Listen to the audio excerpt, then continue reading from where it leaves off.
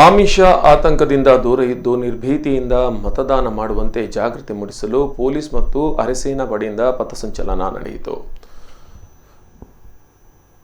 ಸೋಮವಾರ ಸಂಜೆ ಬ್ರಹ್ಮಾವರದಲ್ಲಿ ಹಳೆ ಪೊಲೀಸ್ ಠಾಣಾ ಬಳಿಯ ಮುಖ್ಯ ರಸ್ತೆಯ ಬಳಿಯಿಂದ ಹೊರಟು ಕುಂಜಾಲು ಕ್ರಾಸ್ ಬಸ್ ನಿಲ್ದಾಣ, ಆಕಾಶವಾಣಿ ವೃತ್ತ, ರಥಬೀದಿ, ತಾಲೂಕು ಕಚೇರಿ ಮೂಲಕ ಸಾಗಿ ಜನರಲ್ಲಿ ಜಾಗೃತಿ ಮೂಡಿಸಲಾಯಿತು.